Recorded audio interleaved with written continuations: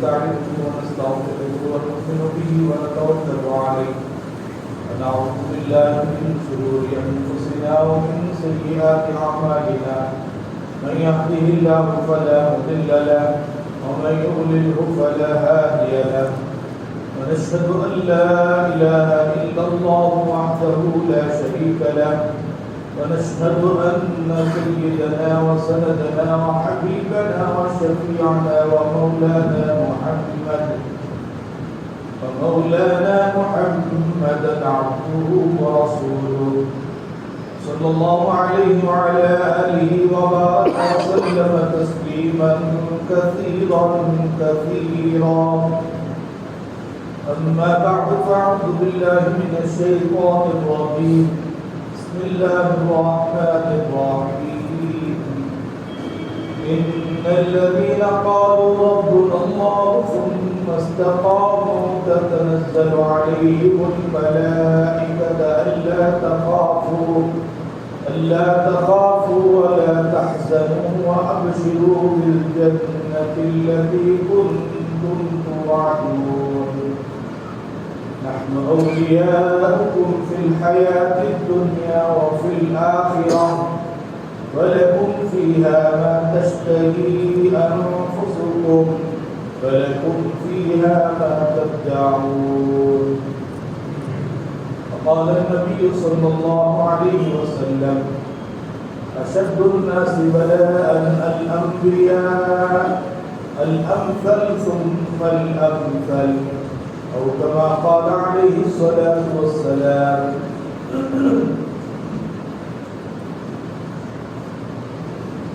معزز سامعین دوستوں بزرگوں بھائیوں،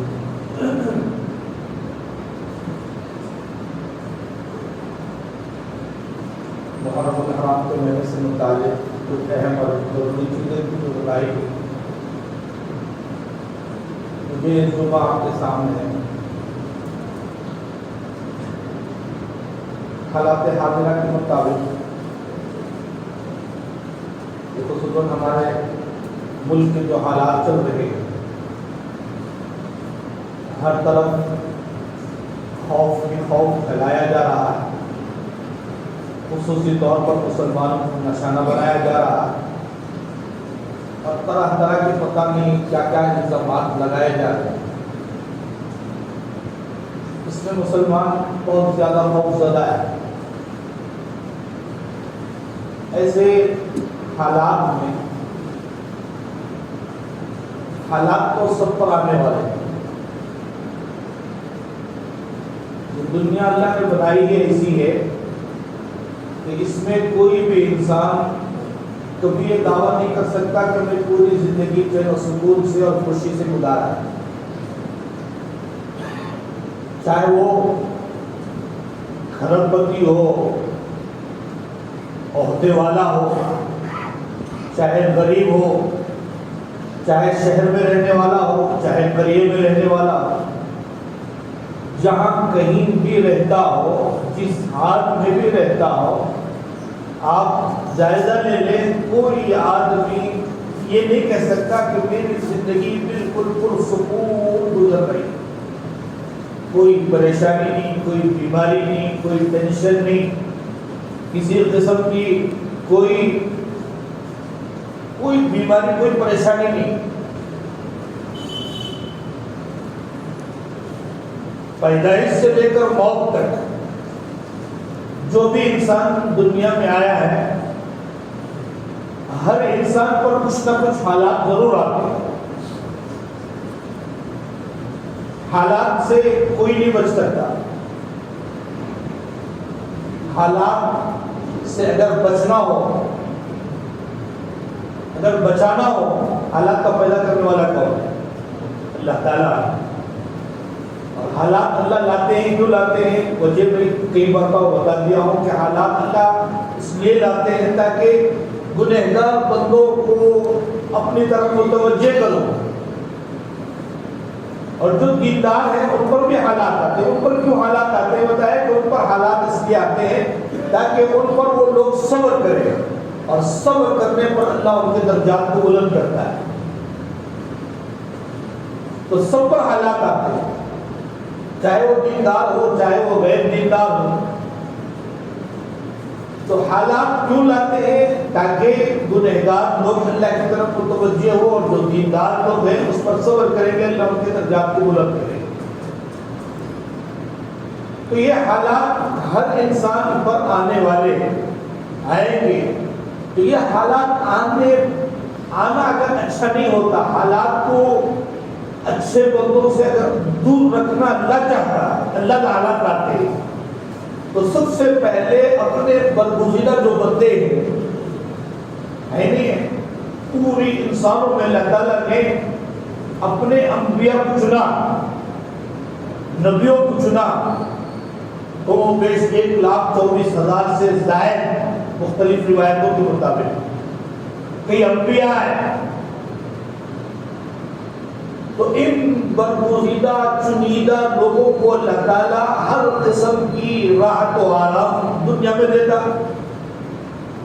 سکون دیتا، چین دیتا.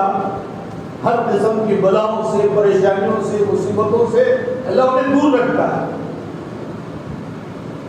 لیکن ہم حالات پڑھتے بھی ہیں، سنتے بھی ہیں. سب سے زیادہ جو حالات کا شکار ہوتے ہیں، اور آپ سنے ہوں گے اللہ کے نبی کی حدیث بھی ہے، اشد الناس بلاء الانبیاء، سب سے زیادہ پریشانیوں میں جنہیں مبتلا کیا جاتا ہے، آزمائشوں میں جنہیں ڈالا جاتا ہے، سب سے زیادہ اللہ اپنے چنیدہ بندوں کو ڈالتا ہے. اور وہ ہستیاں جن کو نبوت کے لیے اللہ نے چنا ہے، جن سے اللہ تعالیٰ دنیا میں ہدایت دے گی. انبیاء کے بعد کن کا؟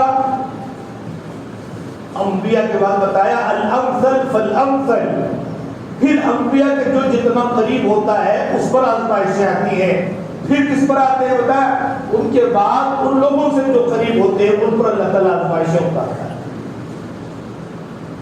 حدیث بات میں اللہ کے نبی نے بتایا کہ ان لوگوں پر، انبیاء پر اور اللہ کے برگزیدہ بندوں پر اللہ آزمائشیں ایسے لاتا ہے جیسے پانی اوپر سے نیچے ڈھلان کی طرف جاتا ہے. ایسے آتا ہے. پانی اوپر سے اگر گر رہا ہو، دھیرے دھیرے گرے گا، جتنا فورس ہوگا، جتنا ہول ہوگا، پورے ہول سے ایک دم فورس سے نکلے گا اور اتنی تیزی سے نیچے گرے گا کہ کوئی اس کو روک نہیں سکتا. تو ایسے آزمائشیں اللہ اپنے برگزیدہ بندوں پر دیتے ہیں. برگزیدہ میں انبیاء سب سے اونچی ہستیاں ہیں. پھر انبیاء سے جو زیادہ رشتہ رکھنے والے ہیں، جو قریبی ہیں ان پر، پھر ان سے زیادہ جو قریبی ہیں ان پر.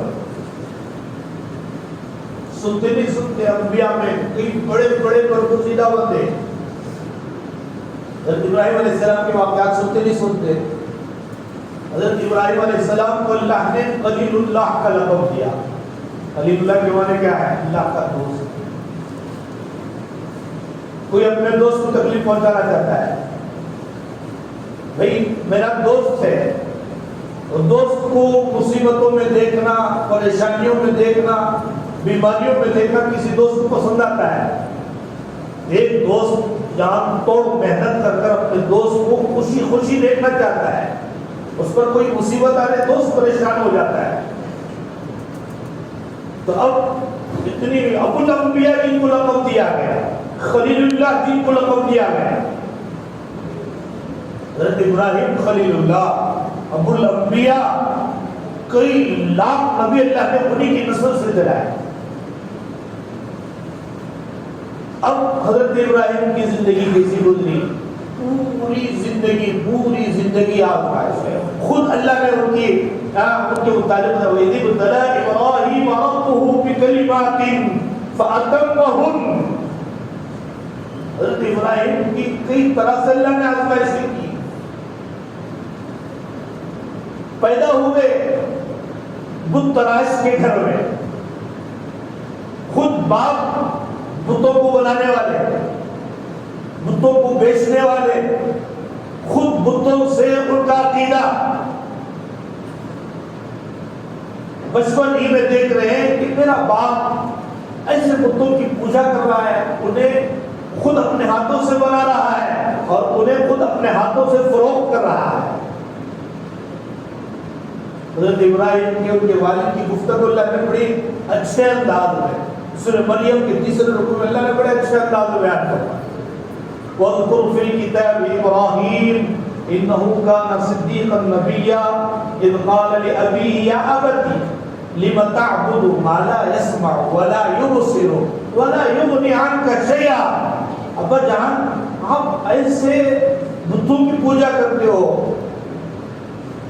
نہ وہ سنتے ہیں، نہ وہ دیکھتے ہیں، نہ وہ کسی کی مدد کر سکتے ہیں، یہاں تک کہ وہ خود محتاج ہے اپنی حفاظت کے،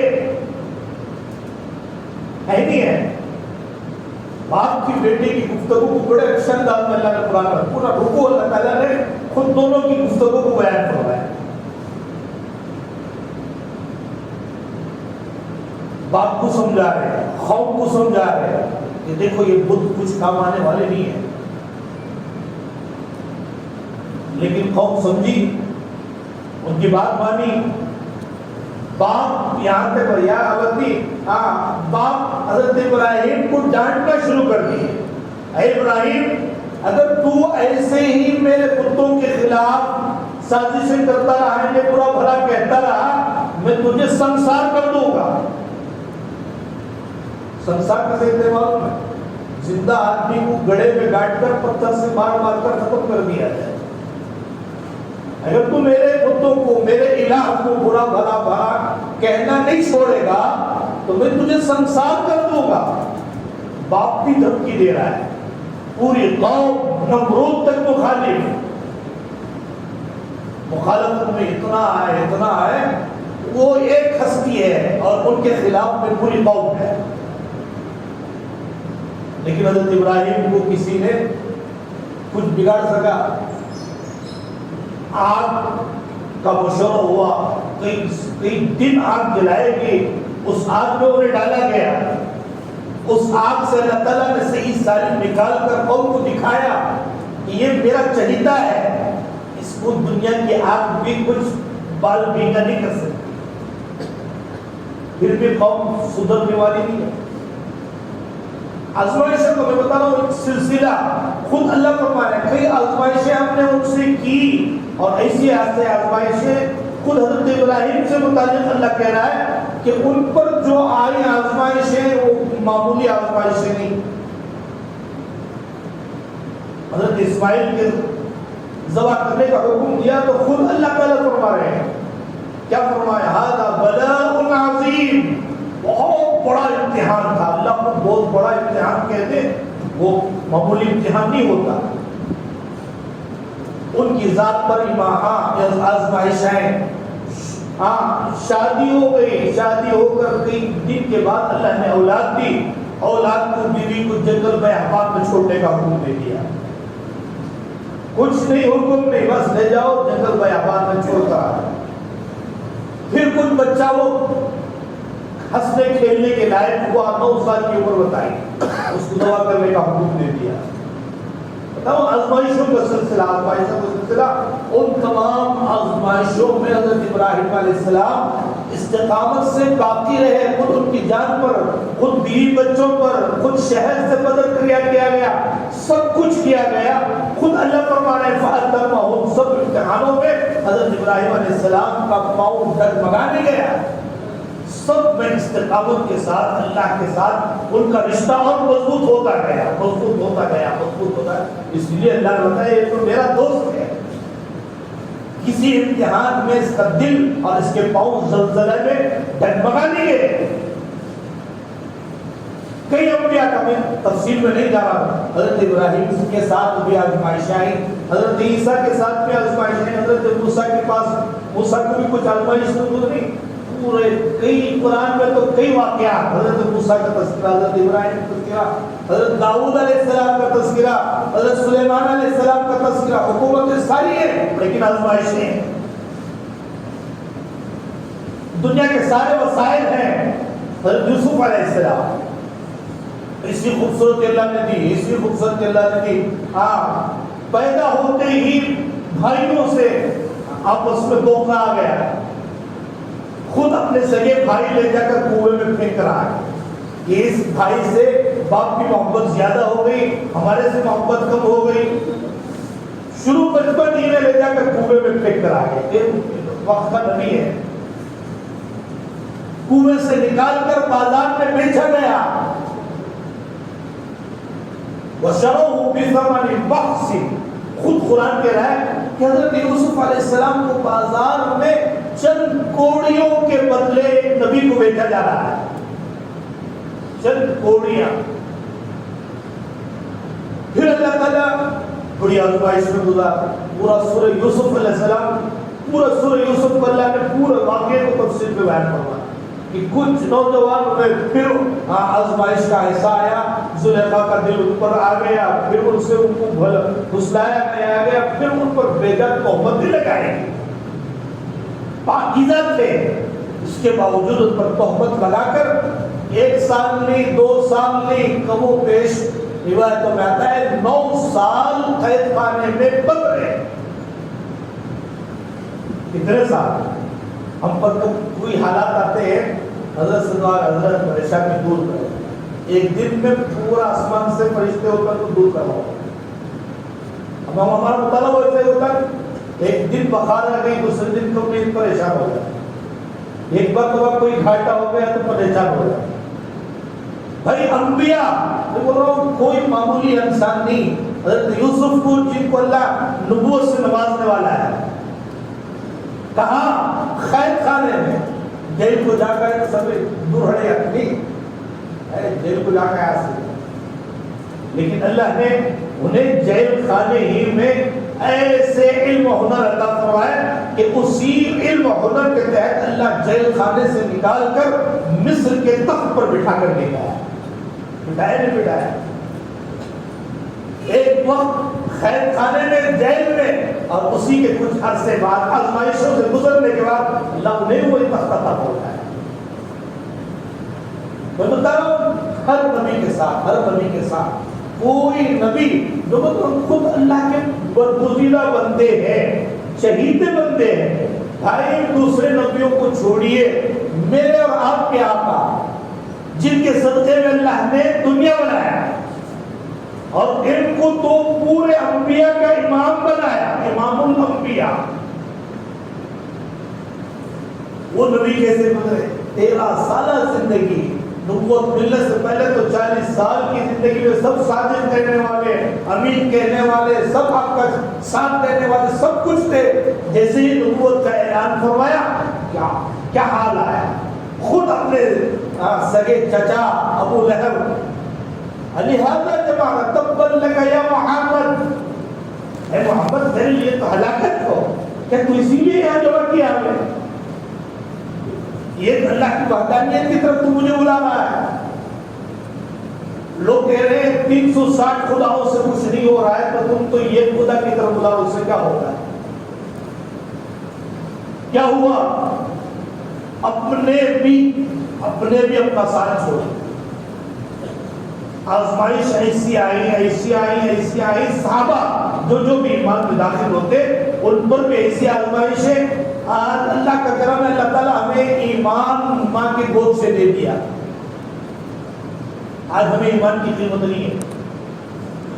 صحابہ کو اس کی قیمت معلوم تھی کہ جو بھی کلمہ پڑھتا معلوم تھا، انہیں معلوم نہیں. سب اپنی آنکھوں کے سامنے نظر آتا تھا کہ جو بھی کلمہ پڑھ رہا ہے آزمائشوں کے دور سے گزرنا پڑتا ہے.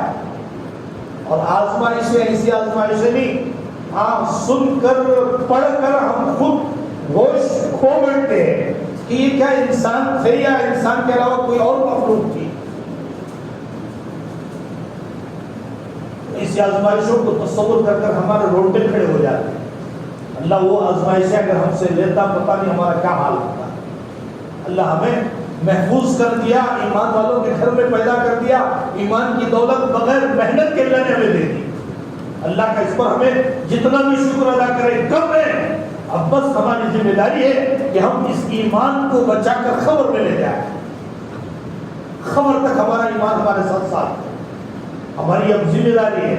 ہاں یہی ایمان کے پیچھے ڈاکہ ڈالا جا رہا ہے، ڈرایا جا رہا ہے، دھمکایا جا رہا ہے اور بتایا تمہارا کھانا بند کر دیا جائے گا، ہاں تمہیں قتل کر دیا جائے گا، تمہیں فلاں فلاں اس میں قید کر دیا جائے گا، جو بھی کر لو لیکن ایمان کا سودا نہیں کریں گے. سب قربان کریں گے، عہدے قربان کریں گے، جان قربان کریں گے، مال قربان کریں گے، بیوی بچے مانگیں گے، قربان کریں گے، لیکن ایمان کا سودا نہیں کریں گے. ایمان بہت بڑی دولت ہے. بس ہماری ذمہ داری اس ایمان کو حفاظت کے ساتھ قبر تک لے جانا ہے. اللہ بغیر محنت کے اللہ نے ہمیں ایمان کو دے دیا، لیکن اس ایمان کو بچا کر لے جانا بہت مشکل کام ہے. صحابہ کا میں تذکرہ کر رہا تھا، اس سے نبی پر بھی آئے حالات. 3 سال معمولی بات نہیں جن کے صدقے میں اللہ نے دنیا بنایا. ہاں اس نبی کو 3 سال گھاٹی میں بند کر دیا گیا. 3 سال کی تاریخ لکھتے ہوئے مورخین نے لکھا ہے یہاں تک کہ بچے دودھ کی وجہ سے سسکتے تھے، کھانے کو کھانا نہیں تھا، پتے چباتے تھے. کیا اللہ حضرت عیسیٰ کے لیے حضرت موسیٰ کے لیے اللہ تعالیٰ نے ان کی قوم کے لیے آسمان سے من و سلوہ اتارا نہیں اتارا؟ 70,000 کے مجمع کو ایک میدان میں اللہ رکھا، ان کے لیے بادل سایہ کیا اور ان کے لیے آسمان سے کھانا اترتا، من اور سلوہ. موسیٰ کی قوم کو اللہ پال کر دکھایا نہیں دکھایا؟ بغیر گھر کے بغیر اسباب کے اللہ پال کر دکھایا نہیں دکھایا؟ اگر وہی اللہ حضرت اپنے چہیتے پورے انبیاء کے سردار ہیں 3 سال اتنی آزمائش میں گزارا ہے، اللہ ان کو بھی کیا آسمان سے من و سلوہ اتار نہیں سکتا تھا؟ قدرت نہیں رکھتا تھا؟ اللہ کا اس وقت بے بس ہو گیا تھا؟ نہیں، اللہ نے اپنے چہیتے کو آزمائشوں میں ڈالا، آزمائشوں سے گزارا. ان کے صحابہ پر بھی حالات آئے. تو میں بتا رہا ہوں کہ جہاں صحابہ کی آزمائشوں کا، اللہ کے نبی کی آزمائشوں کا تذکرہ آیا، قرآن نے بھی بڑی تفصیل سے بیان فرمایا. قرآن میں اللہ تعالیٰ پچھلی قوموں کی آزمائشوں کا تذکرہ کیا، بتایا مَسَّتْهُمُ الْبَأْسَاءُ وَالضَّرَّاءُ وَزُلْزِلُوا حَتَّى يَقُولَ الرَّسُولُ وَالَّذِينَ آمَنُوا مَعَهُ مَتَىٰ نَصْرُ اللَّهِ مَتَىٰ نَصْرُ اللَّهِ مَتَىٰ نَصْرُ اللَّهِ. پچھلی قوموں پر اللہ تعالیٰ مَسَّتْهُمُ الْبَأْسَاءُ بھوک مسلط کی، وَالضَّرَّاءُ تکلیفیں تھی، اور جگہ جگہ آزمائشوں سے ایسے گزارا. پچھلے نبی کے اندر حضرت زکریا کو آدھے سے کاٹا گیا، بڑے وقت کے نبی ہیں. حضرت یحییٰ کو قتل کر دیا گیا، نبی ہے. اتنے انبیاء ان کے اوپر بھی آزمائشیں آئی، اور ان آزمائشوں کا تذکرہ کرتے ہوئے خود اللہ کو کہا ہے ان پر ایسی آزمائشیں آئیں. ان آزمائشوں کو دیکھ کر اس وقت کے جو ان کے ساتھ قوم نبی کے جو حواریین تھے، اللہ پر اس وقت کے نبی پر جو ایمان لائے تھے، ان تکلیفوں سے پکار اٹھتے متى نصر اللہ، اے نبی اب اللہ کی مدد کب آئے؟ تو ان سخت حالات میں بعد میں اللہ ان نصر اللہ قریب، ہاں اب اللہ کی نصرت آنے والی ہے، ہاں اب اللہ کی نصرت آنے والی ہے. تو وہاں ان نبیوں کا تذکرہ کرتے ہوئے اللہ نے قرآن مجید یہ آیت سے بتا رہا ہے کہ ان پر بھی ایسے حالات آئے کہ اس وقت کی قوم کے اس وقت کے نبی سے درخواست کرنے کے اللہ اب تو کب آئے گی اللہ کی مدد. تو خود جب اللہ نے صحابہ کا اور اپنے نبی کی آزمائشوں کا تذکرہ کیا قرآن مجید کی دوسری آیت میں، تو وہاں خود اللہ وہاں یہ زلزلوں کا لفظ لایا، ان پر آزمائشوں کا سلسلہ آیا.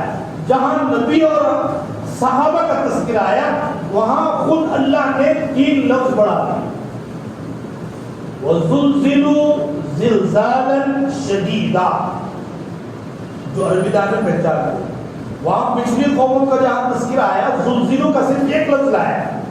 جہاں نبی کی آزمائشوں کا، جہاں صحابہ کی آزمائشوں کا تذکرہ آیا وہاں اللہ نے 3 لفظ لائے. زلزلوں ایک بار لایا، زلزالہ کا لفظ لایا، پھر شدیدہ کا لفظ لایا، تین لفظ لا کر خود اللہ اس وقت کے نبی جو نبی پاک صلی اللہ علیہ وسلم ہے، جو صحابہ ہیں، ان پر جو آزمائشیں ہیں، خود اللہ بتا رہا ہے کہ ان پر ایسی آزمائشیں، ایسی شدید آزمائشیں ہیں کہ پچھلی قوموں سے 2 گنا زیادہ ہے، اس لیے کہ 2 لفظ اللہ نے خود بڑھا دیے۔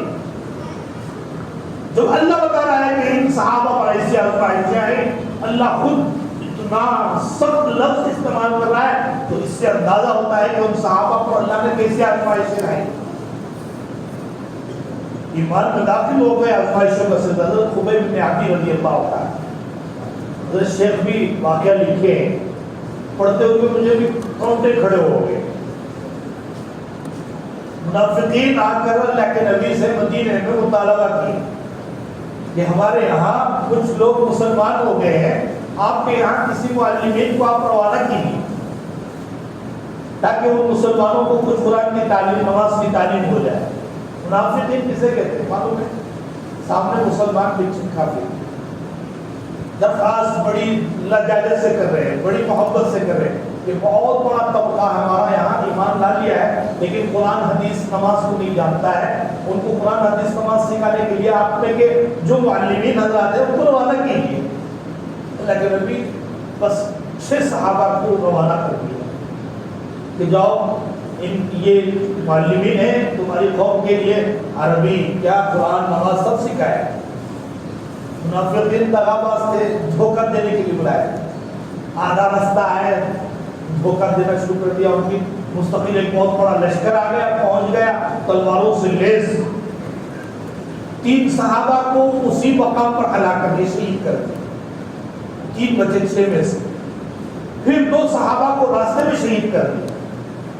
ایک حضرت خبیب بن عدی بچے، ان کو شہید نہیں کیا بلکہ مکہ لا کر قریش مکہ کو فروخت کر دیا پیسوں کے بدلے۔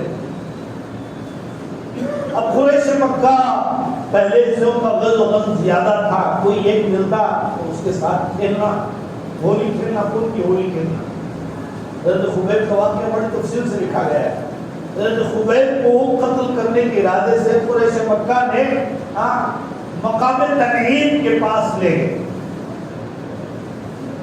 ایسے لے جا رہے ہیں، بچوں کے عورتوں کے حوالے کر دیا، ان کو کس کر باندھ دیا گیا، کھینچ کر گرتے ہوئے پڑتے ہوئے جا رہے ہیں، اور قتل کرنے کے لیے کہیں لے جا کر قتل کر دیتے اگر پاتی، لیکن تماشا بنایا، لوگ کافر وہ تماشا دیکھنے آئے حضرت خبیب کو کیسے قتل کیا جاتا ہے۔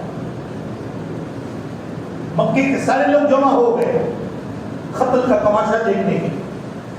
حضرت خبیب کو کھینچ کر لایا جا رہا ہے، سب دیکھ رہے ہیں، بازار کھلے بازار میں، مقام تنعیم میں، مکے میں۔ 2 رکعت نماز پڑھنے کی بس اجازت چاہیے، کوئی اور مطالبہ نہیں کیا۔ کیا مطالبہ کیا؟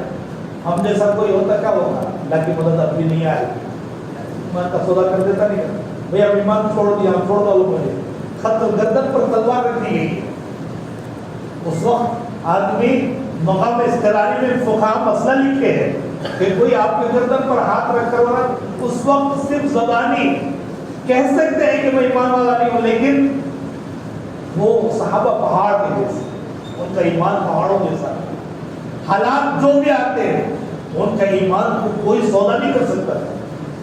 2 رکعت نماز پڑھنے کے بعد مسئلہ کیا گیا۔ سب سے پہلے مسئلہ کسے کہتے ہیں؟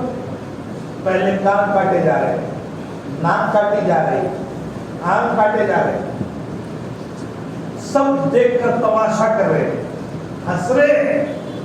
اس وقت حضرت سعید ایک صحابی ہے، اس وقت اب تک ایمان نہیں لائے تھے، حضرت ابو سفیان بھی اس وقت اب تک ایمان نہیں لائے تھے، سفیان ابن حرب بعد میں فتح مکہ کے بعد ایمان لائے۔ کسی نے، ابو جہل نے، کسی نے پوچھ لیا حضرت خبیب کو، کم کرتے ہوئے کان کاٹ رہے ہیں، ناک کاٹ رہے ہیں، اس وقت پوچھ رہے ہیں، اے خبیب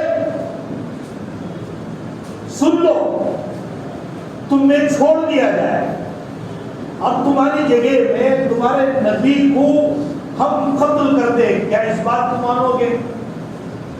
اسے پوچھ رہے حضرت خبیب بن عدی سے۔ صحابی مانتے تھے جان ایک جان نہیں ہوتا ہے، ایک جان نہیں 100 جانیں ہوں میرے نبی پر قربان. حضرت خبیب نے کیا جواب بتایا کہ میں اپنے گھر میں بیوی بچوں کے ساتھ خوش رہوں اور میرے اس بدلے میں میرے نبی کے پیر میں کانٹا چبھ جائے، خبیب اس کو برداشت نہیں کرے گا. کس وقت غسلہ کرتے وقت ناک کان ناک کاٹا جا رہا ہے، جسم کے ٹکڑے کیے جا رہے ہیں، اس وقت ان کی زبان سے نکل رہا ہے میں اپنے بیوی کے بچوں کے ساتھ گھر میں مست رہوں اور میرے اس کے بدلے میں میرے نبی کے پیر میں کانٹا چبھ جائے، میں اس کو برداشت نہیں کرتا. پہاڑوں جیسا ایمان تھا، استقامت ہو، سولی پر چڑھا دیا جا رہا ہے. ہاں بس موت ہی موت ہے، موت کے علاوہ کوئی اور منظر نہیں ہے. اس وقت بھی ان کے ایمان آخری خواہش ہے تو بس خدا کے سامنے سجدہ کرنے کا درخواست کی کہ مجھے 2 رکعت بس شکریہ کی نماز پڑھنے کا موقع دے دو، بس دوسرا کوئی موقع نہیں. چاہ رہے آخری میں چاہ رہے تو 2 رکعت نماز پڑھنے کی چاہت ہے، بیوی بچوں سے کسی اور سے ملنے کی خواہش نہیں ہے. قتل کرتے ہوئے بھی کچھ اشعار پڑھے، ان اشعار کو بھی علماء نے بڑے تفصیل سے لکھا ہے. بتایا یا اللہ اگر میرے اس شہادت سے تو راضی ہے تو مجھے دنیا کی کوئی پرواہ نہیں ہے. مجھے جس طریقے سے بھی کاٹ رہے مار رہے قتل کر رہے کرنے تو اگر تو راضی ہے پوری دنیا مل کر میرے مخالف ہو جائے میرا کچھ نہیں ہے. ہاں یہی اشعار کہتے ہوئے کا ترجمہ بتا رہا ہوں. اسی وقت ان کی روح پرواز کرے سولی پر چڑھا دیا. میں بتا رہا ہوں صحابہ کے ہے جن کے واقعات سنتے ہوئے آج ہمیں تصور نہیں ہوتا کہ یہ کیا انسان تھے یا فرشتے تھے یا کوئی اور مخلوق تھی. آج ویسے حالات ہے نہیں ہے. اللہ کا کرم ہے، اللہ نے ہمیں ایمان مفت میں دیا، مگر استقامت بہت ضروری ہے ایمان پر. جیسے بھی حالات آ جائے ان حالات پر ایمان پر جمے رہنا. ایمان کا سودا نہیں، استقامت بہت بڑی دولت ہے. حضرت سدی سختی رحمۃ اللہ علیہ بہت بڑے اللہ والے گزرے، سفر کرتے کرتے ہوئے جنگل سے گزر ہوا، ایک درخت کے نیچے آرام کے لیے کچھ لیٹا. آرام کرنے کے بعد جیسے اٹھے تو کہیں سے کچھ آواز سنائی. ادھر ادھر دیکھا کوئی آدمی نظر نہیں آ رہا ہے. کہاں سے آواز آ رہی ہے؟ درخت سے آواز آ رہی ہے.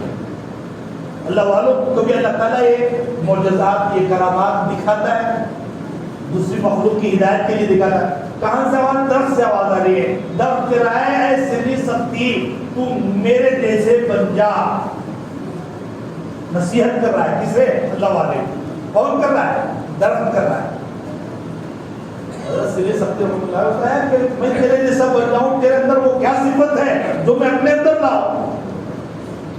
تو درخت کہنے لگا کہ میری یہ صفت ہے کہ لوگ میرے اوپر پتھر پھینکتے، پھل نکالنے کے لیے کیا کرتے؟ پتھر سے مارتے ہیں. تو میں ان کو پتھر کا جواب پتھر سے نہیں دیتا، بلکہ میں ان کو اس کا بدلہ کیسے دیتا ہوں؟ پھل سے دیتا. کیسے دیتا ہوں؟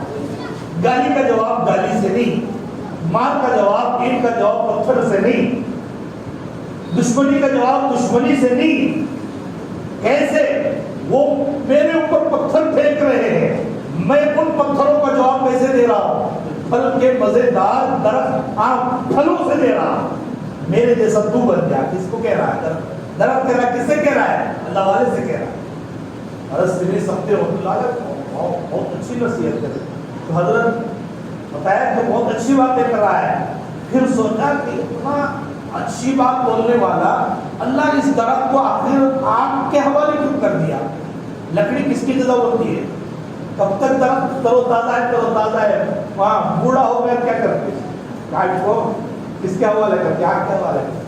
حضرت سری سختی رحمۃ اللہ علیہ کے دماغ میں آیا بھائی تو اتنا اچھا ہے، اتنا عمدہ کام کر رہا ہے، تو اتنا عمدہ کام کرنے پر اللہ نے تجھے آگ کی جیسا آخر کیوں بنایا؟ تو اس وقت سری سختی کو درخت نے جواب دیا کہ حضرت سری سختی رحمۃ اللہ علیہ یہ خوبی تو بہت اچھی ہے میری کہ میں درخت ہوں، پتھر کے بدلے میں پھل دیتا ہوں، یہ خوبی بہت اچھی ہے، لیکن یہ خوبی کے ساتھ ایک خامی بھی ہے جو خامی اللہ کو پسند نہیں ہے. کیا؟ بتایا کہ میرے اندر استقامت نہیں ہے. کیا استقامت؟ ہوا کا جھونکا کبھی مشرق سے آتا ہے تو مغرب کی طرف ڈھل جاتا ہوں، کبھی مغرب سے ہوا کا جھونکا آتا ہے تو مشرق کی طرف ڈھل جاتا ہوں. میرے اندر استقامت نہیں، کبھی ادھر ڈھل رہا ہوں، کبھی ادھر ڈھل رہا ہوں، کبھی ادھر جا رہا ہوں، کبھی ادھر جا رہا ہوں. اس استقامت نہ ہونے کی وجہ سے اللہ نے میری غذا، آپ کی غذا مجھے بنا دی. تو یہی ہوتا کہ ہمیں کبھی خود تو بولا کہ ایک طرف، خود تو بولا کہ اس طرف، کام بانٹ کے اچھی ہے کو نہ طرف لگ جائے. اسے استقامت نہیں کہتے. حق کے ساتھ، ایمان کے ساتھ، ہاں سودا، ایمان کا سودا ایمان کے ساتھ، مضبوطی کے ساتھ، استقامت کے ساتھ. استقامت بہت بڑی دولت ہے. جو آدمی استقامت کے ساتھ رہتا ہے اللہ کی مدد ضرور آتی ہے، اللہ کی مدد ضرور اللہ اتارتا ہے. استقامت ہی پر اللہ نے وعدہ فرمایا ان الذین قالوا ربنا اللہ، بلا شبہ جن لوگوں نے کہا کہ میرا رب اللہ ہے، ثم استقاموا، صرف کہنا نہیں ہے، پھر اس کہنے پر استقامت کے ساتھ رہے. استقامت کا ضروری انتظام ہے.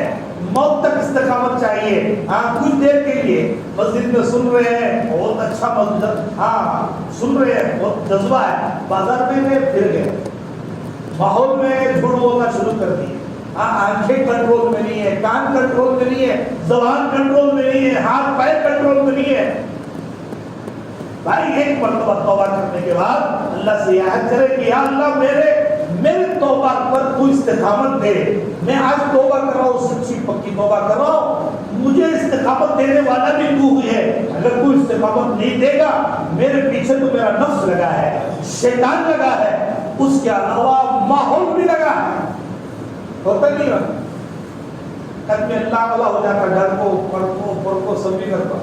دوست بگاڑ دیا آ رہے بہت بڑا ولی ہوگا، گاڑی چھوڑا جائے سنت نماز بیٹھ کے پھر آتی کرنا، سنتی نماز بیٹھ رہا ہے. بہکانے والے کو بہکا ہے، ماحول ہے، ماحول کے بہکاوے میں نہیں آنا ہے. اللہ اور اللہ کے رسول کو خوش کرنا ہے. ہاں شادی میں بھی ہوتا ہے، سب کو خوش کرنے کی فکر ہوتی ہے، مگر فکر خوش کرنے کی کسی کی نہیں ہوتی تو اللہ اور اللہ کے رسول کی فکر نہیں ہوتی، ہوتا نہیں ہوتا. یہ ایمان پر ڈٹنا ہے، کسی کے خوف و ہراس میں. انسان خصوصاً مسلمان کبھی مایوس ہونے کی ضرورت نہیں ہے. اللہ نے یہ دنیا بنایا ہے آزمائش. میں جیسا بتایا کہ اللہ اگر آزمائشوں سے دور رکھنا چاہتا تو اپنے شہیدوں کو دور رکھتا، صحابہ کو دور رکھتا. اپنے اولیاء اللہ کا حالات نہیں ہے. اولیاء اللہ جن کے ہم نام لے کر فخر سے ہماری گردنیں اونچی ہو رہی ہے، اولیاء اللہ کے قصے سنو. ایک ایک ولی بھی کوئی کم آزمائشوں سے نہیں گزرا ہے، آزمائشوں کے پہاڑ اس پر پڑے تو اللہ ان کو آزمائشوں سے محفوظ رکھتا. اگر سب پر آزمائشیں آتی تو اللہ نے بنایا ہے ہمارے لیے آزمائشیں، پریشانیاں، مصیبتیں کہاں نہیں رہیں گی. جنت اللہ بنایا، جنت میں کبھی غم نہیں، کبھی مصیبت نہیں، کبھی بیماری نہیں، کبھی بڑھاپا نہیں، کبھی کوئی غم نہیں. وہ خوشی ہی خوشی کی جگہ اللہ نے جنت بنائی ہے. جہنم بنائی ہے جہاں پریشانی پریشانی ہے. اور ان دو کے درمیان اللہ نے عالم دنیا کو بنایا ہے. عالم دنیا میں جو بھی آیا ہے انسان، ہر انسان کے ساتھ پیچھے آزمائشیں لگی ہوئی ہے. ان آزمائشوں سے گزر کر استقامت کے ساتھ جو ایمان کو بچا کر ایمان کے ساتھ جاتا ہے، اللہ اسی کے ساتھ جنت کا وعدہ فرمایا ہے. وہی استقاموا تتنزل علیہم الملائکۃ الا تخافوا ولا تحزنوا. ملائکہ کرتے اس کے موت کے وقت انہیں تسلی دی جاتی ہے، خوف کھانے کی ضرورت نہیں ہے، غمگین ہونے کی ضرورت نہیں ہے. وَلَكُمْ فِي پورا وعدہ کیا، دنیا میں بھی وعدہ کیا، آخرت میں وعدہ کیا. جن جن وعدوں کا اللہ کے رسول نے وعدہ کیا ہے کہ جنت میں ان متقین کے لیے اللہ نے جنت ایسی بنائی ہے، سارے وعدوں کو اللہ قبر کے بعد، میدان حشر کے بعد اللہ جنت میں جو پہنچائیں گے سارے وعدوں کو پورا کریں گے.